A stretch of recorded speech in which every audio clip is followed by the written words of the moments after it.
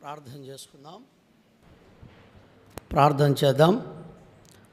మా ప్రేమగల పరిశుద్ధుడు అయిన మా తండ్రి, నీ ఘనమైన శ్రేష్టకరమైన ఉన్నతమైన నామమును బట్టి వందనములు స్తోత్రములు చెల్లిస్తుంటున్నాం.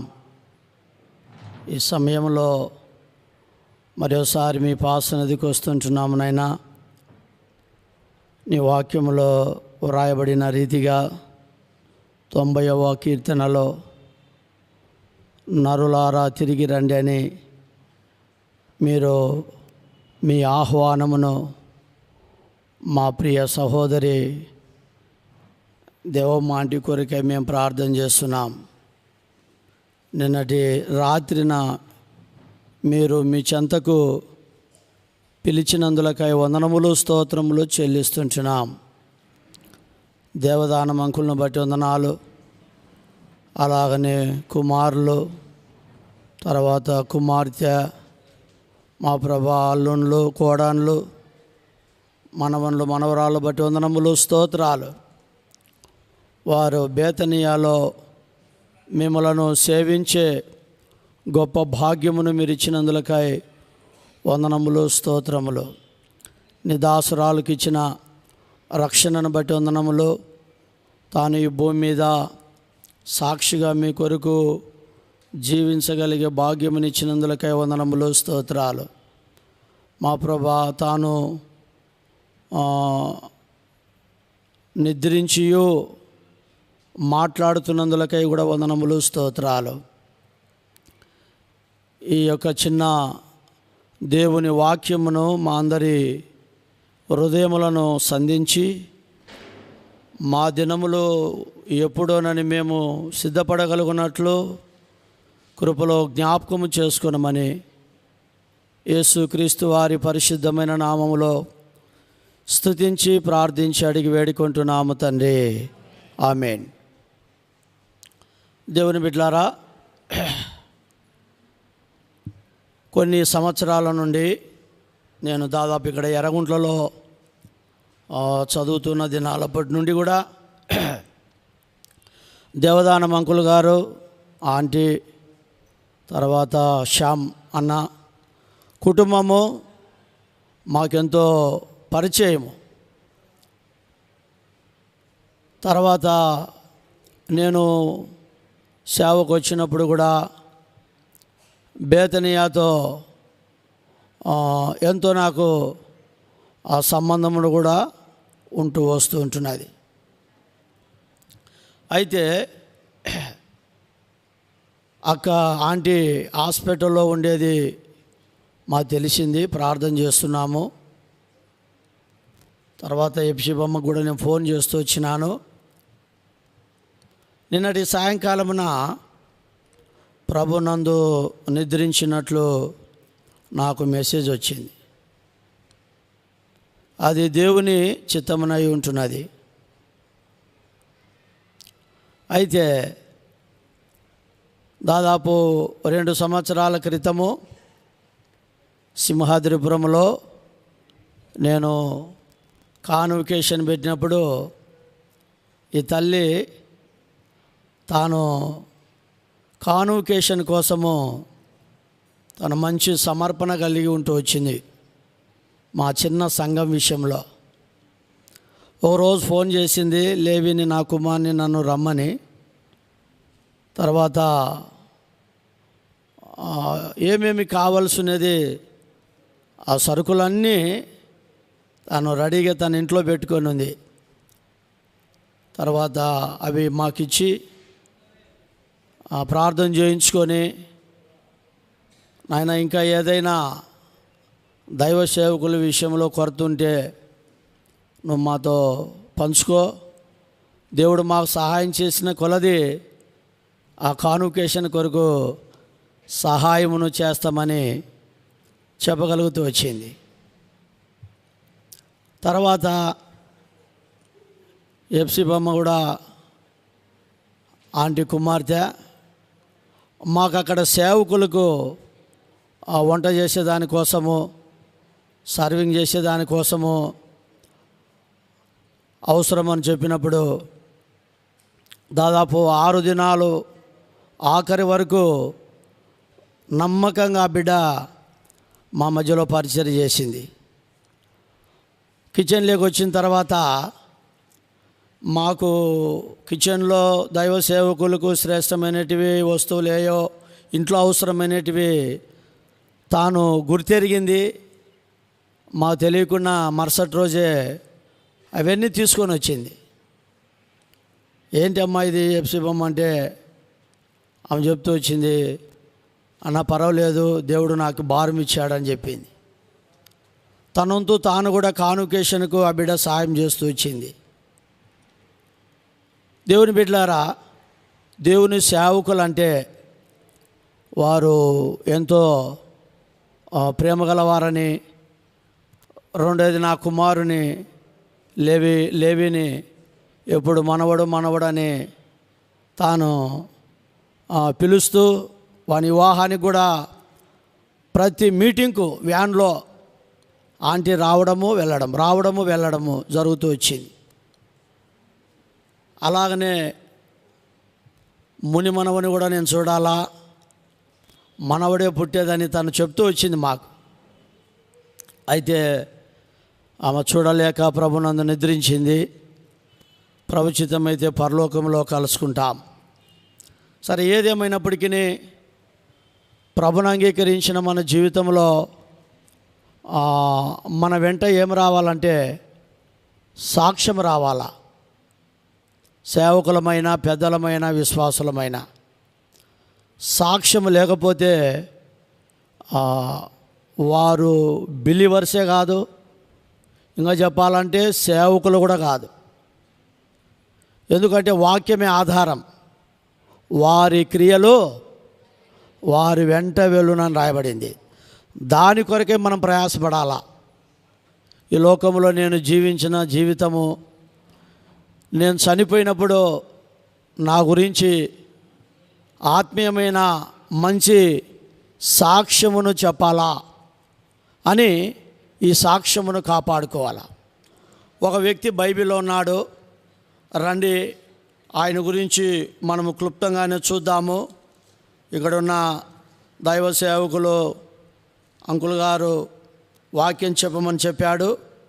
దాని కొరకే మనము హెబ్రీలు రాసిన పత్రిక 11వ అధ్యాయం, హెబ్రీలు రాసిన పత్రిక 11వ అధ్యాయము 4వ వచనం చదవగలిగే వారంతా మీరు దయచేసి చదవండి. 11:4 హెబ్రీ కలిసి చదువుకుందాం. విశ్వాసమును బట్టి ఏబేలు కయ్యూను కంటే శ్రేష్టమైన బలి దేవునికి అర్పించెను. దేవుడు అతని అర్పణలను గూర్చి సాక్ష్యం ఇచ్చినప్పుడు అతడు ఆ విశ్వాసమును బట్టి నీతిమంతుడని సాక్ష్యము పొందెను. అతడు మృతి నొందియు ఆ విశ్వాసము ద్వారా మాటలాడుచున్నాడు. దేవుడి వాక్యమును దీవించి ఈ యొక్క మరణము ద్వారా దేవుడు మనతో మాట్లాడునుగాక. ప్రియ దేవుని బిడ్డలారా, ఇక్కడ ఒక వ్యక్తిని చూస్తున్నాం, హేబేలు. తాను కయ్యూను కంటే శ్రేష్టమైన యొక్క బలిని దేవునికి అర్పించగలుగుతూ వచ్చినాడు. దేవుడు ఆ అర్పణను అంగీకరించినాడు. తరువాత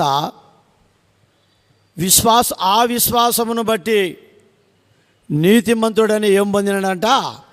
సాక్ష్యమును పొందెను. నేటి దినాల్లో మన జీవితంలో సాక్ష్యము ఎంతైనా అవసరం.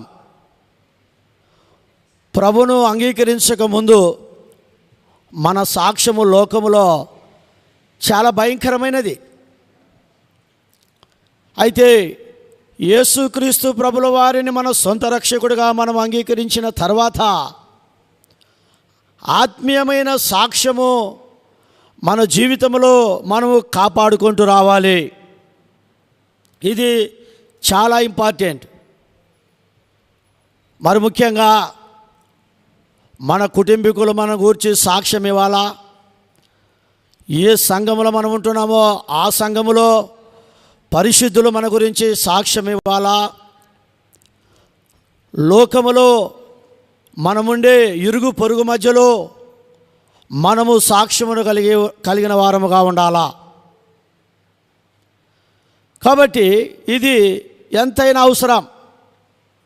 దీని కొరకే మనం ప్రయాసపడాలా. ఎందుకంటే ఈ మంచి సాక్ష్యము ద్వారా దేవునికి మహిమ కలుగుతుంది. కొన్ని ఆత్మలు రక్షింపబడుటకు ఆస్కారం ఉంటున్నది. కొంతమంది ఆత్మీయముగా రక్షింపబడిన వారు దేవుని కొరకు ఇలాగున సాక్షిగా జీవించాలనని తీర్మానము చేసుకోగలిగిన వారుగా ఉంటారు. కాబట్టి హేబేలు ఆయన సాక్ష్యమును పొంది ఏమంటున్నాడంటే, అతడు మృతి పొంది ఏం చేయగలుగుతున్నాడంట? మాటలాడగలుగుచుంటున్నాడు. నేడు దినమున సహోదరి ఆంటీ గారు ప్రభునందు నిద్రించి ఆమె మాటలాడుచున్నది. ఏం మాట్లాడుచున్నది? తాను సాక్ష్యమే తన మాటలు, తన పరిశుద్ధమైన జీవితమే ఆ మాటలు. దేవుని బిడ్డలారా, ఇది నిద్రించిన తర్వాత, మరణించిన తర్వాత మాట్లాడడము. మరణమును గూర్చి బైబిల్ గ్రంథములో 3 ప్రాముఖ్యమైన సంగతులు మనం చూస్తాం. మొదటిది మరణము లాభము అంటాడు. అపోస్తుడైన పౌలు ఫిలిప్పీకి రాసిన పత్రికలో తాను రాస్తాడు. చూడండి, 1వ అధ్యాయం 21వ వచనం. ఫిలిప్పీలకు రాసిన పత్రిక 1వ అధ్యాయం 21వ వచనం చదవండి. నా మటుకైతే బ్రతుకుట క్రీస్తే, చావైతే లాభము అన్నాడు. కాబట్టి మరణము లాభం. ఎలాగో లాభం? లాభం అంటే వ్యాపారం చేస్తే లాభం రావాలా? ఏదైనా బిజినెస్ చేస్తే లాభం రావాలా కదా? ఇలాంటి విషయంలో మనము లాభమును కోరుకుంటాం. ఒక వ్యక్తి ప్రభువును అంగీకరించిన తర్వాత మరణము ఎలాగున్న లాభం బైబిల్ గ్రంథంలో మనం చూస్తాం. తర్వాత మరణము విలువ కలిగింది అంటాడు. చూడండి, 114వ కీర్తన. అంటే ఆ విలువ ఎంత అనేది దేవుని యొక్క వాక్యములో మనము చూడగలుగుతూ వస్తుంటున్నాం. చూడండి, 16వ కీర్తన 116వ కీర్తన 15వ వచనం.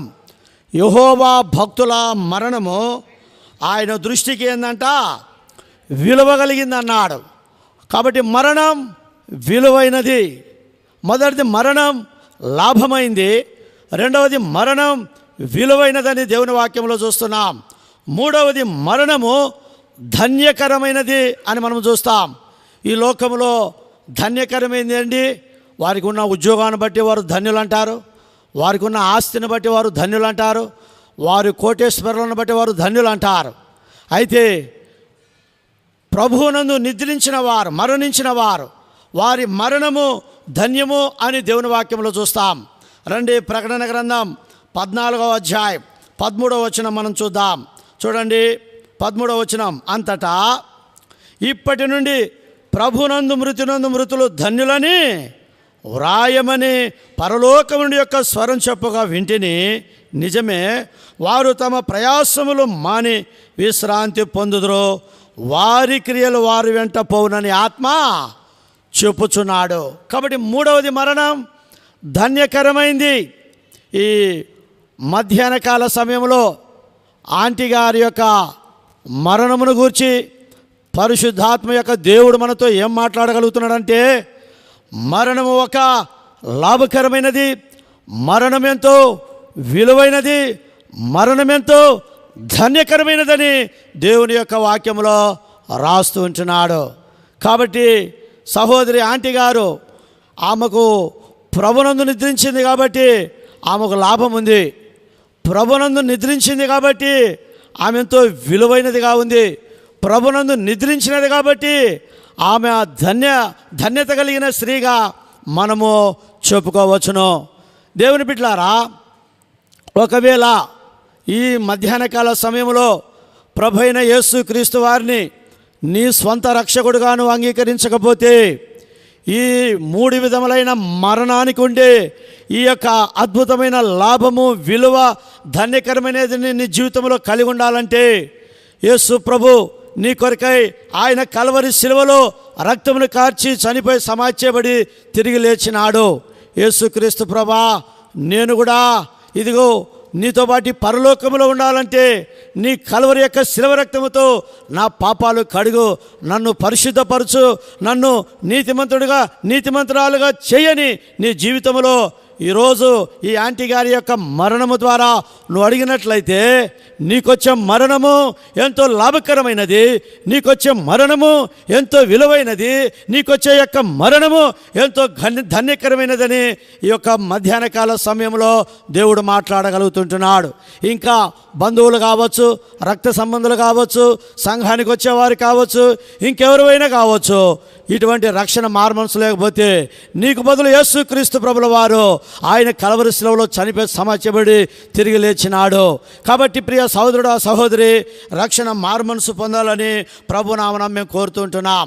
అలాగనే హేబేలు కయ్యూను కంటే శ్రేష్టమైన వాడని మనము చూడగలుగుతుంటున్నాం.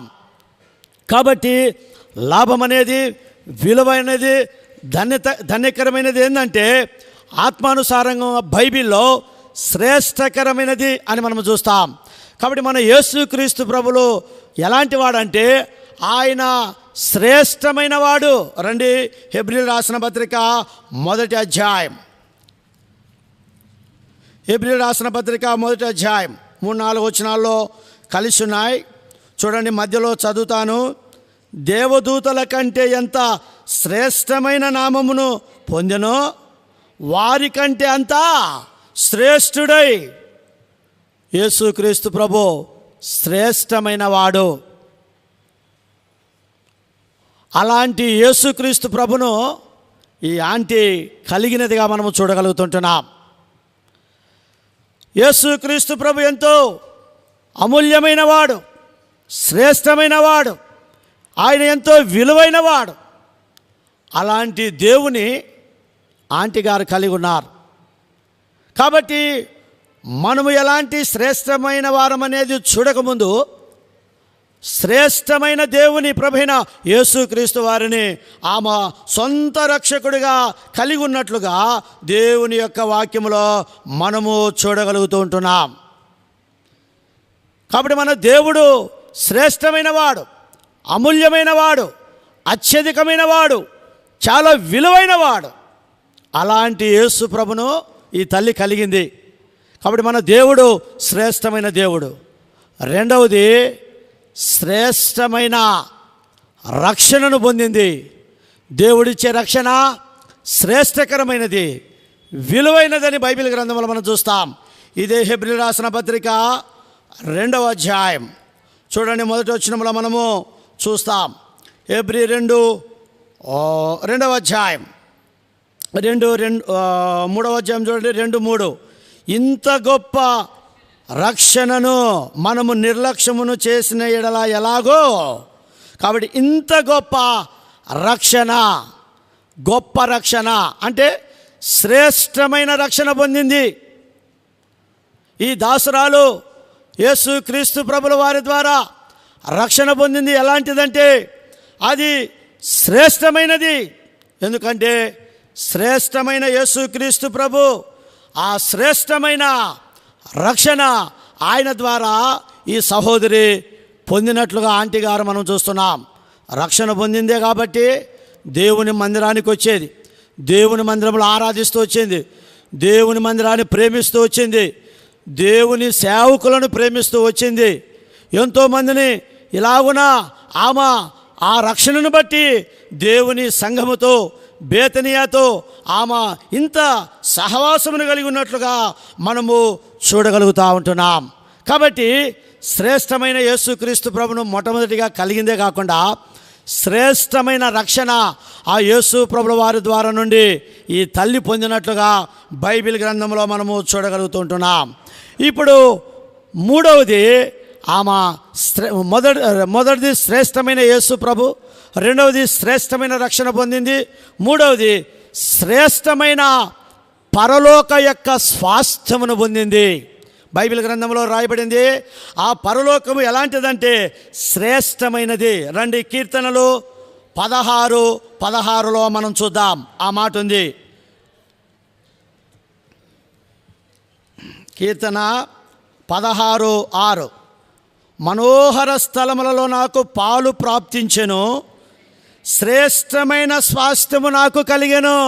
బా, ఎంత అద్భుతమైన మాట!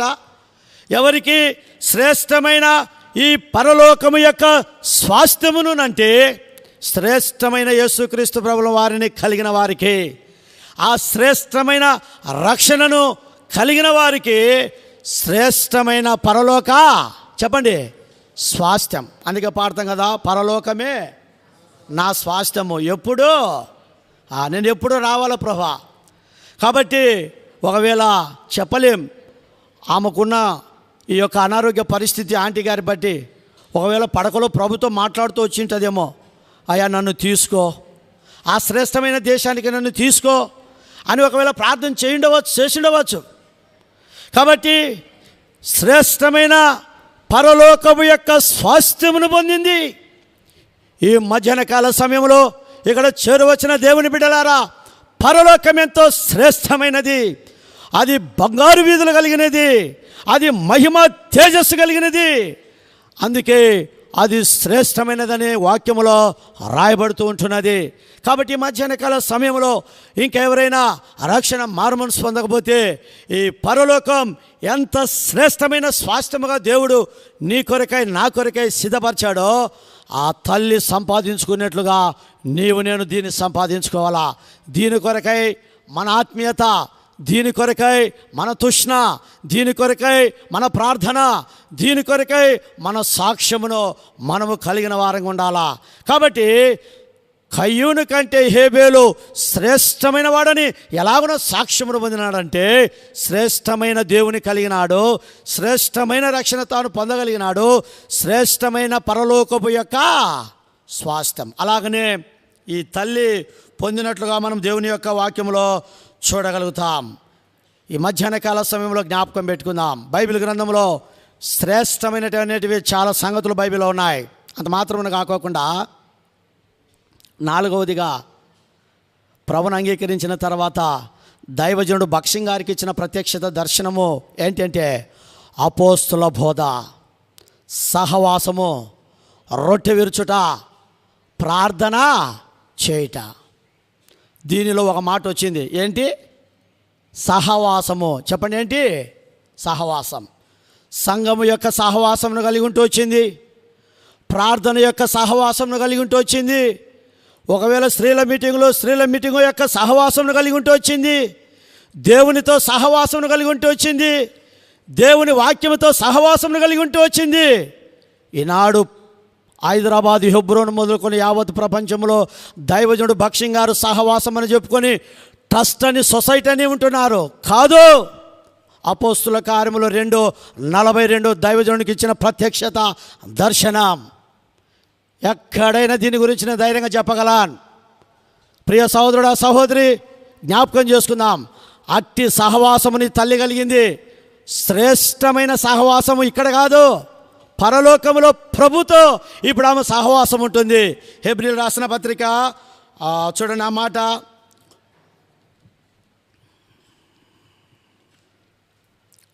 క్షమించండి, యోహాను రాసిన సువార్త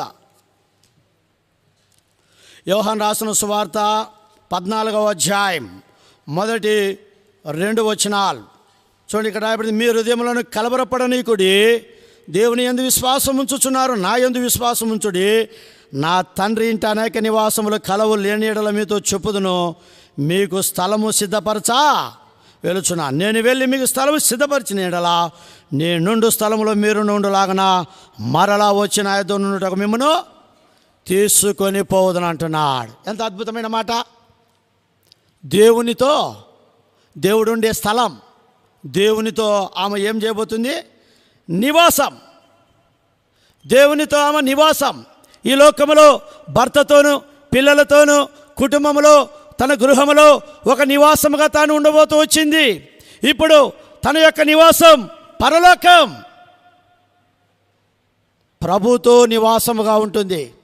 ప్రభుతో నివసించుటకు ప్రభు అన్నాడు, నేనుండు స్థలములో మీరును ఉండులాగన మరలా వచ్చి నేను మిమ్మల్ని తీసుకొని వెళుదును. ప్రభుతో నివాసమును చేసేది శ్రేష్టమైనది. మధ్యాహ్న కాల సమయంలో వీటిని మనము గుర్తు చేసుకొని ఈ తల్లి యొక్క మరణము ద్వారా, అవును ప్రభా, నీతో నేను నివాసమును చేయాలా, నువ్వు ఉండు స్థలములో నేను ఉండాలా. ఒకవేళ ఈ రాత్రి ఈ మధ్యాహ్న కాల సమయంలో రక్షణ లేకపోతే నీ నివాసము ప్రభుతో ఉన్నదా? ఒకసారి పరీక్షించుకో. ప్రభుతో నువ్వు నివసించగలవా? ప్రియ సహోదరుడా, సహోదరి, నిర్గమాకాండంలో 2 కొరింథీయులకు రాసిన పత్రికలో నేను వారి మధ్య ఉండి నేను నివసిస్తానంటాడు.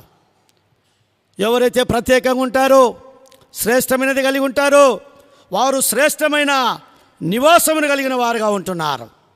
ఇది 4వదిగా ఆ తల్లి ప్రభుతో శ్రేష్టమైన నివాసమును పొందనై ఉన్నది. అంత మాత్రం కాదు, ప్రభుతో ఆమె సహవాసం, శ్రేష్టమైన సహవాసం. ప్రకటన గ్రంథం ఇది చదువుకొని మనము ముగించుకుందాం. 21వ అధ్యాయం 3వ వచనం, 21:3. అప్పుడు ఇదిగో దేవుని నివాసము మనుషులతో కూడా ఉన్నది, ఆయన వారితో కాపురముండును, వారు ఆయన ప్రజల యందురు, దేవుడు తానే వారికి దేవుడై ఉండి వారికి. చూడండి, ఇప్పుడు ఇదిగో దేవుని నివాసము మనుషులతో కూడా ఉన్నది. ఇప్పుడు ఆమె ప్రభుతో సహవాసం. ఈ లోకంలో భర్త దగ్గర కుటుంబంతో ఆమె ఎంతో సహవాసం కలిగి ఉంటూ వచ్చింది. మరణం అంటే ఎడబాటు. కాబట్టి ఇప్పుడు ప్రభుతో సహవాసం, ప్రభుతో నిరంతరం ఉండబోతుంది.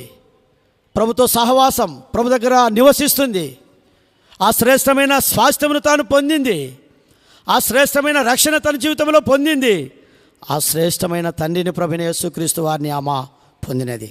కాబట్టి ఎంత శ్రేష్టమైనదంటే మనము బైబిల్ గ్రంథంలో మనము చూడగలుగుతాం. కాబట్టి ఈ 5 శ్రేష్టమైనది మన జీవితంలో కలిగి ఉందాం. దేవుడు ఆమె కాపురము చేయబోతున్నారు.